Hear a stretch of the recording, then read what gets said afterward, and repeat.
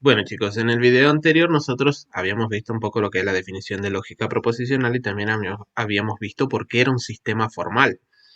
En este video vamos a ampliar un poco esos conceptos, ¿sí? Comenzando con la definición de fórmula.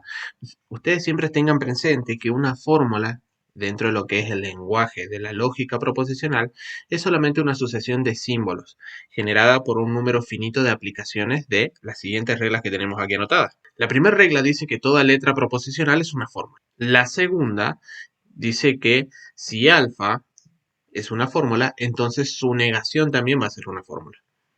Y si tuviésemos dos fórmulas generalizadas, en este caso alfa y beta, todas aquellas expresiones que junten a alfa y beta mediante una conectiva también van a ser llamadas fórmulas, ¿sí? Como por ejemplo aquí que tenemos la conjunción entre alfa y beta, aquí tenemos la disyunción entre alfa y beta, y aquí tenemos el condicional entre alfa y beta. Lo mismo con el bicondicional de aquí.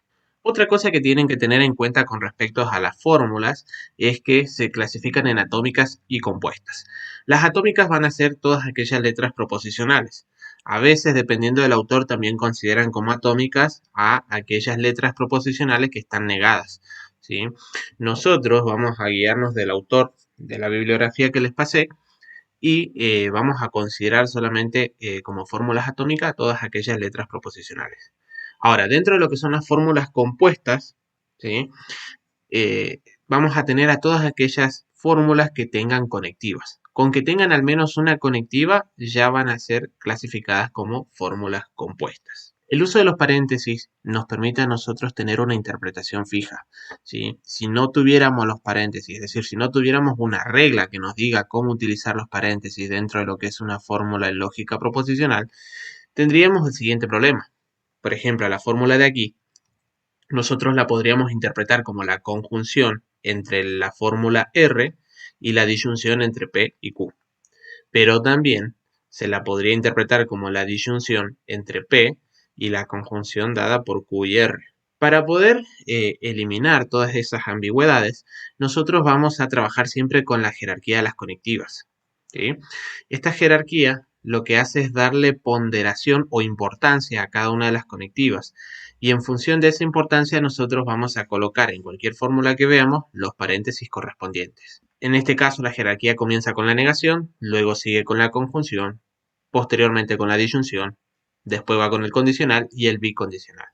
Fíjense que la negación es la que tiene mayor ponderación dentro de lo que es la jerarquía de las conectivas y el bicondicional es el que menor ponderación tiene dentro de esta jerarquía. Teniendo en cuenta lo que les dije recién, ahora les dejo cuatro fórmulas que en su mayoría no tienen paréntesis, ¿sí? Salvo con la del inciso C que tiene un par de paréntesis. Este paréntesis es solamente para indicar que la negación esta afecta a todo lo que está aquí adentro, ¿sí? Pero las demás no tienen paréntesis. Entonces, ¿cuál va a ser la tarea de ustedes? Es colocarle los paréntesis donde correspondan, teniendo en cuenta siempre la jerarquía de las conectivas. En el video anterior nosotros habíamos hablado del por qué la lógica proposicional era un sistema formal. Ya estuvimos explayando un poco sobre lo que era el componente sintáctico. Ahora vamos a hablar un poco de lo que es el componente semántico de este sistema formal. Este componente semántico lo que hace es dedicarse al estudio del significado de las fórmulas bien formadas. Dicho de otra forma, define si una fórmula es verdadera o si es falsa, en función del valor de verdad de las fórmulas atómicas que la compongan. Algo que tienen que tener presente ustedes es que a toda fórmula se le puede asignar un valor de verdad.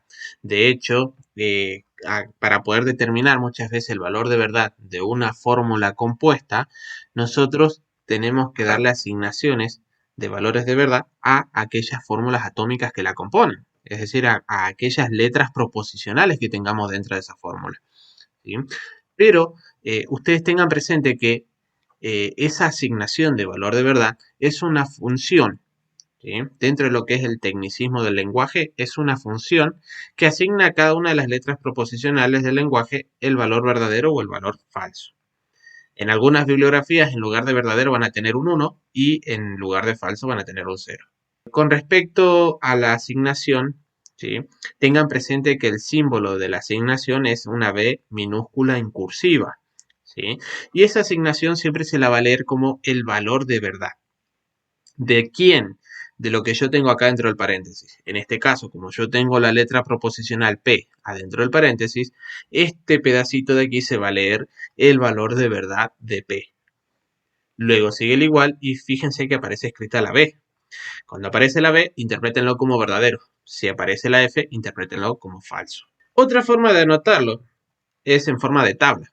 En el caso de la letra proposicional P, sabemos que puede ser verdadera como también falsa.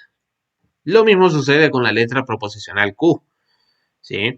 Pero si estas dos letras proposicionales estuviesen en una misma fórmula, entonces sucede lo siguiente.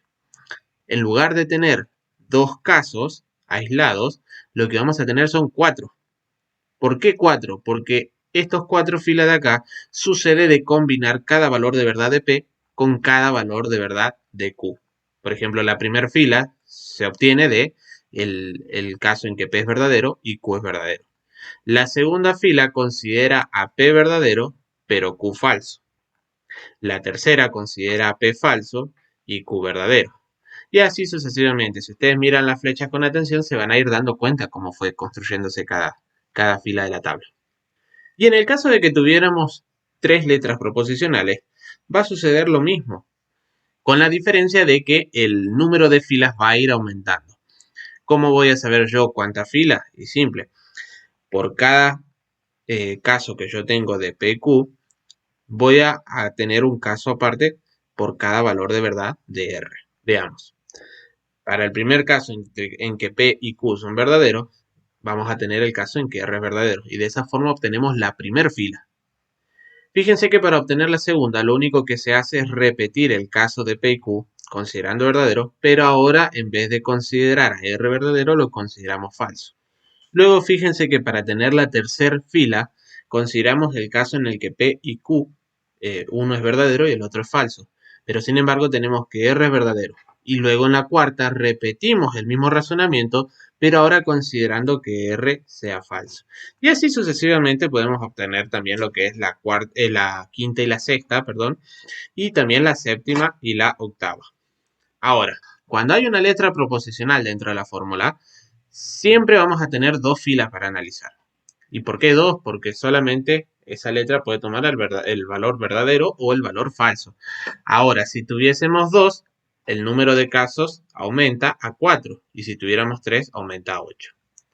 A medida que vayan aumentando la cantidad de letras proposicionales en una fórmula, vamos a ir multiplicando por 2 para obtener la cantidad de filas que deberíamos considerar. En este caso yo acá les dejo una fórmula abreviada que dice que para obtener la cantidad de filas, lo único que hay que hacer es elevar el 2 a la n, donde n es el número de fórmulas atómicas o letras proposicionales. Para el caso acá de que tengamos 3 letras proposicionales, la cuenta nos quedaría 2 al cubo. Y al resolver ese 2 al cubo, lo que nos da es 8. De esta forma nosotros podemos determinar la combinación de valores de verdad que pueden tener las letras proposicionales en una fórmula. Veamos ahora cómo se comportan las conectivas con respecto a los valores de verdad. En este caso tenemos la negación. Ustedes lo único que tienen que recordar siempre es que la negación les va a arrojar el valor de verdad contrario al que tenía la fórmula original. En este caso, si la fórmula alfa fuese verdadera, su negación va a ser falsa. Y si alfa fuese falsa, entonces su negación va a ser verdadera. Con respecto a la conjunción, vean que tienen 4 casos posibles. Bueno, en el caso de la conjunción, para poder recordar rápido la tabla, lo que tienen que hacer ustedes es fijarse el caso particular. En este caso, el caso particular está en la primera fila, que nos muestra cuándo la conjunción es verdadera. Nosotros podemos afirmar a partir de la tabla que la conjunción es verdadera solamente cuando las fórmulas que la componen son verdaderas. En el caso contrario van a ser falsas. Ahora, en el caso de la disyunción, fíjense que el único caso particular está al final de la tabla. La pregunta que deben hacerse ustedes para poder recordar esto es ¿cuándo es falsa la disyunción? Y la disyunción va a ser falsa únicamente cuando las fórmulas que la componen son falsas. En los casos contrarios van a ser verdaderas. Para el caso del condicional, nuestro caso particular está en la segunda fila Fíjense que el condicional va a ser falso únicamente cuando el antecedente es verdadero y el consecuente es falso. Para el bicondicional no es que tenemos un caso en particular. Fíjense que para el valor de verdad verdadero del bicondicional hay dos situaciones, pero esas dos situaciones implican que las fórmulas que la componen tienen el mismo valor de verdad. O dicho de otra forma, si las fórmulas que componen al bicondicional tienen distinto valor de verdad, entonces el bicondicional va a ser falso.